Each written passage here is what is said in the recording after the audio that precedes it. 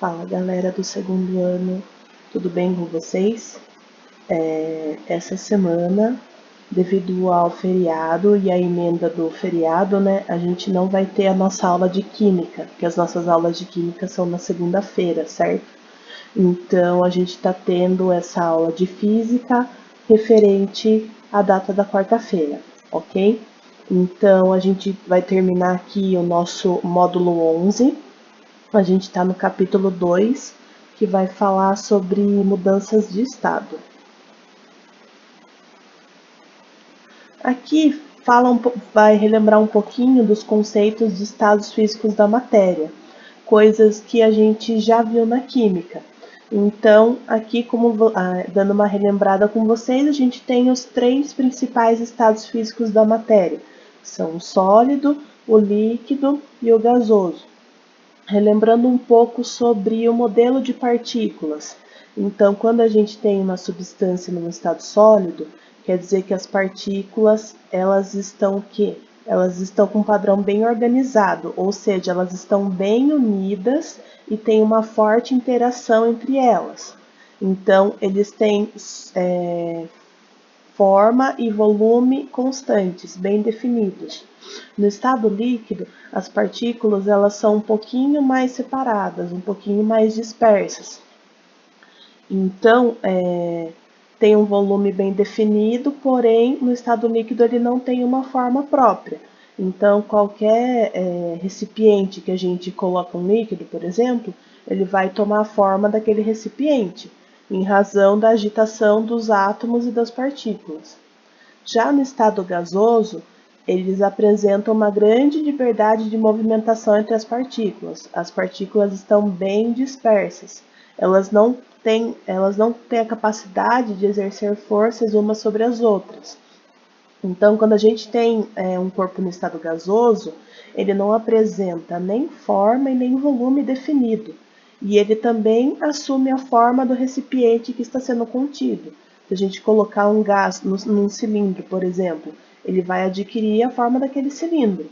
Se um gás passa por uma tubulação, ele vai manter a forma daquela tubulação. E assim em diante. Aqui a gente tem também um diagrama dos estados da matéria, que a gente também já viu. Aqui, ó, a gente tem a fusão, a vaporização e a sublimação. Aqui a gente tem a condensação, a solidificação e a sublimação inversa. Então, tem processos que ocorrem com a absorção de calor, que a gente chama de processo endotérmico, e a gente tem processos que eles ocorrem com a liberação de calor, que é o que a gente chama de processos exotérmicos. Aqui fala um pouquinho sobre curva de aquecimento e de resfriamento de substância pura, coisa que também a gente já viu na química. O que é uma substância pura? Bom, o próprio nome já diz, uma substância pura é aquela que tem partículas idênticas, ou seja, ela não tem nenhum tipo de mistura, ela só tem determinados átomos daquela determinada molécula exatamente idênticos. Aí, deixa eu ver. Observa-se experimentalmente que para uma dada pressão, a temperatura na qual uma substância pura muda de estado físico, ela vai ser sempre constante. Para exemplificar, vamos considerar uma porção de água sobre uma pressão normal e a menos 20 graus Celsius. Nessas condições, essa porção de água estará o quê? Menos 20 graus, ela vai estar no estado do sólido, quer dizer que ela vai estar gelo. Então, se a gente fornecer calor continuamente a essa porção de água, o que vai acontecer? Inicialmente, a temperatura do bloco, quando ela passar de menos 20 e chegar até 0 graus, o que vai acontecer? O gelo ele vai começar a derreter. Então, aí a gente tem um processo de fusão. A partir desse instante, a gente vai fornecer mais calor, porém a sua temperatura durante um tempo ela vai permanecer estável em 0 graus. Quando todo o gelo fundir, a temperatura vai começar a aumentar até 100 graus. quando vai começar a ferver e a virar vapor da água. A partir do início da fervura da água, com o fornecimento do calor, provoca o que? A vaporização, mas a temperatura ela vai permanecer constante e 100 graus. Isso é uma característica da água, ok? Todo mundo sabe que a 0 graus a água funde e a 100 graus a água evapora. Então, cada substância pura vai ter o seu ponto de fusão e o seu ponto de ebulição. Então, o ponto de ebulição nas condições normais no CNTP da água, ela vai aquecer somente até 100 graus. Porque depois dos 100 graus, o que vai acontecer? Vai começar a mudar o estado físico, ela vai evaporar. Então, após a vaporização de toda a água, se a gente continua fornecendo calor, a temperatura do vapor vai aumentar. Porém, aí a gente já teve a mudança do estado físico, ok? Aqui a gente tem o diagrama de fases, uns exemplos de diagrama de fases que a gente também já viu nas aulas de química. Então, essas 5 etapas que a gente comentou aqui na página anterior, elas podem ser visualizadas nesse diagrama que mostra a temperatura da água em função do calor recebido. Então, tá vendo aqui, ó, a gente tem o gráfico, aqui a gente tem a quantidade de calor recebido. A gente começou em menos 20 graus. Então, aqui a gente tem o quê? A gente tem um estado sólido. A gente atingiu 0 graus e daí a temperatura permaneceu constante por um tempo. O que aconteceu? O gelo começou a derreter. Então, a temperatura ela fica constante por um tempo, até começar a mudar de fase de novo. Aqui, ó, a gente já vai começar o quê? O estado líquido. Então, aqui a gente teve o quê? Um aumento, um pouquinho significativo de temperatura. E o que aconteceu aqui? Aqui começa o processo de vaporização. Então, notem que quando a gente muda o estado físico, a temperatura ela se mantém constante por um tempo. Depois aqui, ó, da vaporização, daí começa a aquecer o vapor de novo. Então, sempre quando a gente muda de muda de estado físico, a temperatura ela permanece constante por um tempo, para depois ela conseguir mudar de novo. Nesse gráfico aqui, o que está mostrando? Ele está mostrando que todo esse processo físico ele é reversível. Ou seja, se a gente tirar o calor da água, por exemplo, e resfriar ela novamente, o vapor da água ele vai se condensar, ele vai voltar a virar líquido, a gente vai resfriar a água, ela vai voltar a ficar sólida. Então, todo esse processo, ele é reversível, tá? Aqui, calor latente. Calor latente foi o que a gente viu na aula passada. O calor latente, relembrando, é aquele que quando a gente aquece, há mudança de estado físico. Aqui, ó, o calor que é recebido ou cedido por uma substância provoca somente mudança no estado físico dessa substância, é denominado calor latente. Então, experimentalmente, a gente observa que a quantidade de calor que a gente denomina aqui na física como Q, provoca uma mudança de estado físico da substância e ela é diretamente proporcional à massa que sofre a mudança de estado. Assim, a quantidade de calor que é recebida ou cedida provoca uma mudança de estado na substância que é dada por essa fórmula, Q igual a mL.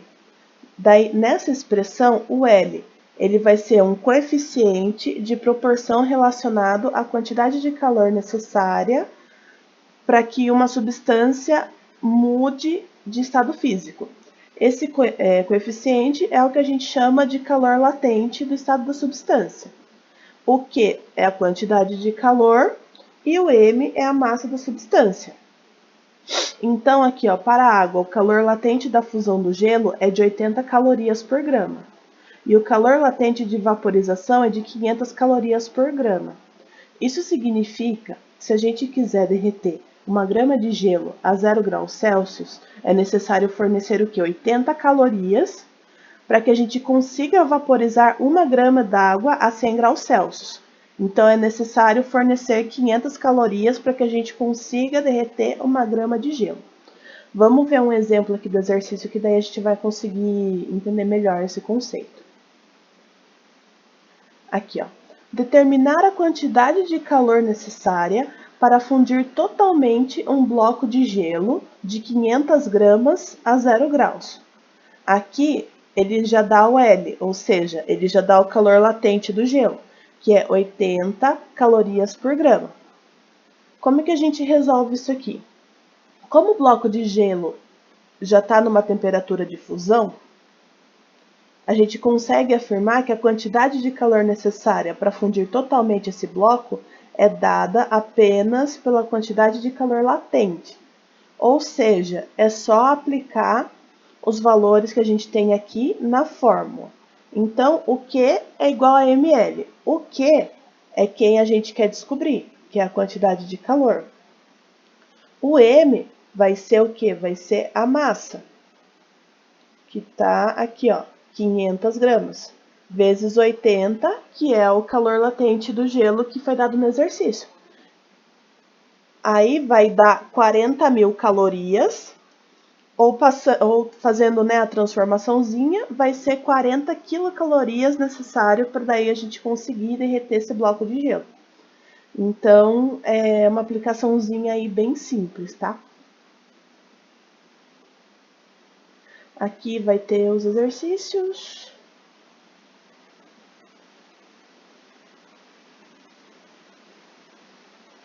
Aqui a gente tem a aplicação tecnológica de como funciona uma panela de pressão.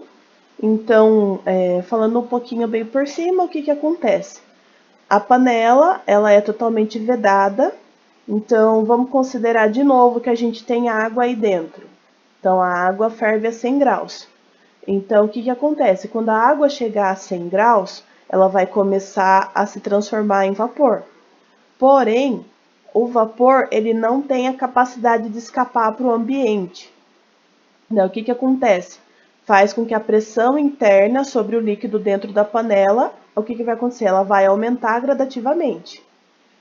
É óbvio que se não houvesse o escape de vapor em nenhum momento, a panela ia explodir. Só que ela tem uma pequena válvula. Quem já cozinhou feijão na vida sabe. Ela tem uma pequena válvulinha aqui, onde a gente tem um pequeno escape de vapor. Por que que isso acontece? Isso é tipo um contrapeso na parte da panela, que permite a saída de vapor apenas quando a pressão interna de um determinado valor seja superior a 1 atm. Então, nesse momento, é que o vapor começa a sair lentamente aqui da panela, de modo que a pressão interna se estabilize e a gente consiga cozinhar o alimento que está aqui dentro.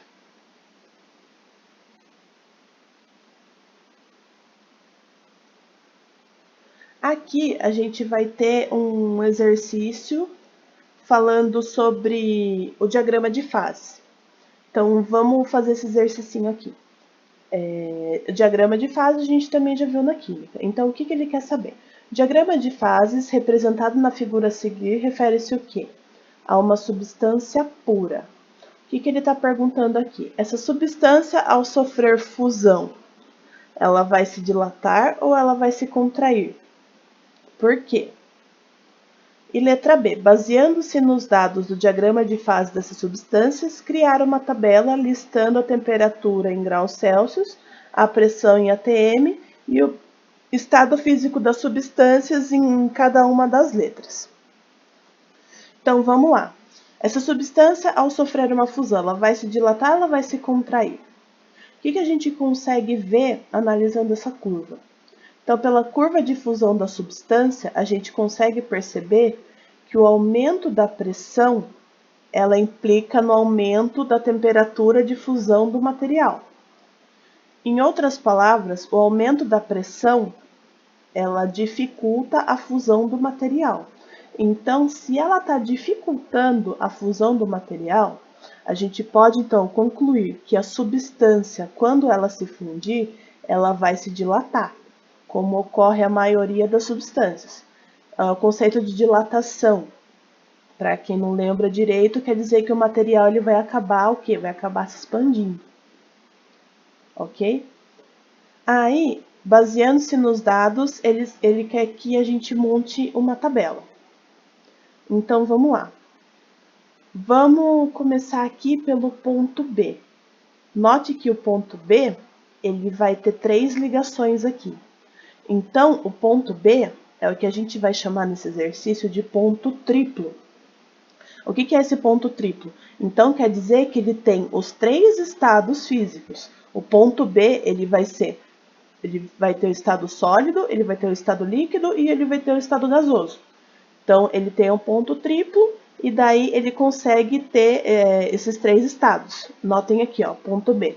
Sólido, líquido e vapor. Ele é o único aqui, ó, que vai ter os 3 estados juntos. Tudo que tiver para cá dessa curva,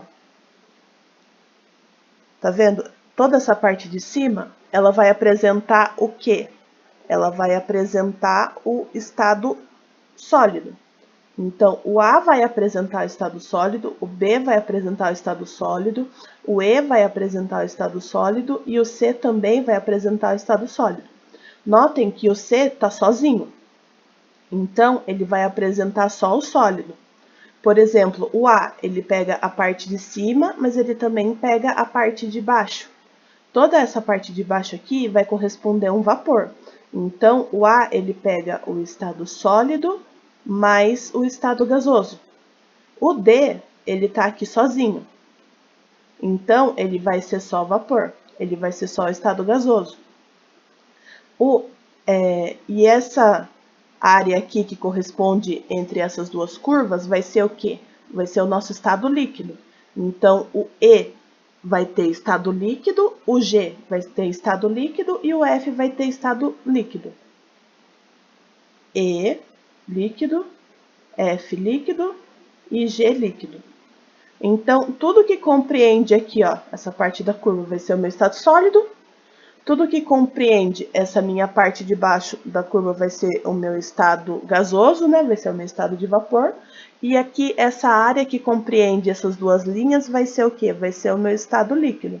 Então, assim que a gente consegue montar a nossa tabela. Aqui, a temperatura em função da pressão, daí é fácil também de identificar, né? Aqui o ponto A.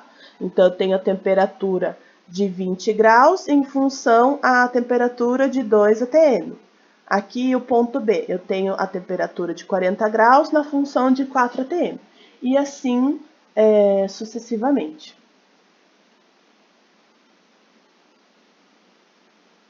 Então, essa aula de hoje, ela acaba por aqui. Aqui a gente termina a nossa apostila de módulo 11. Como eu já disse, são conceitos que a gente já viu na química. Então, é legal a gente dar uma relembradinha aí. E por hoje é isso. Aí, exercícios via portal e dúvidas também via portal, ok? Então, até a nossa próxima aula.